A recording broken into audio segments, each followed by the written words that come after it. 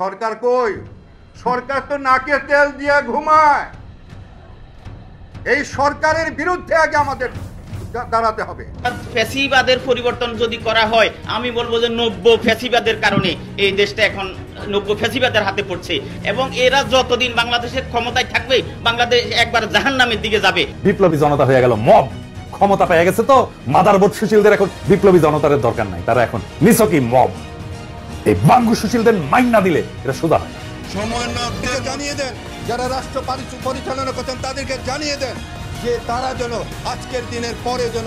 স্বাধীন দেশে একজন মুক্তিযোদ্ধাকে অপমান করেছে একটি চক্র, সেখানে দেখা যায়নি কোনো প্রশাসন কিংবা কোনো সমন্বয়ক মণ্ডলীর। তাই মুক্তিযোদ্ধার এমন ভিডিও দেখার পর এই অন্তর্বর্তীকালীন সরকারকে কড়া হুঁশিয়ারি দিয়েছেন অভিনেতা ইলিয়াস কাঞ্চন। তিনি বলেন, যে দেশে মুক্তিযোদ্ধাদের এমনভাবে অপমান করানো হয় সে দেশে পরবর্তী সময়ে কি হতে পারে তা আমাদের জানা আছে। তিনি আরো বলেন, দেশে সব সমস্যার সমাধান হলো সমন্বয়ক, আর সেই সমন্বয়কদের সামনে ঘটে অসামাজিক কার্যক্রম। এদিকে উপদেষ্টাদের কড়া হুঁশিয়ারি দিয়েছেন বিভিন্ন। এই মাজা ভাঙ্গা কুমার ভাঙ্গা মেরুদণ্ডহীন উপদেষ্টা পরিষদ দিয়ে মোকাবেলা করা যাবে না। আপনারা যদি সহায়তা দিতে ব্যর্থ হন, জানুয়ারিতে আমরা প্রধান উপদেষ্টার কার্যালয় ঘেরাও করবো।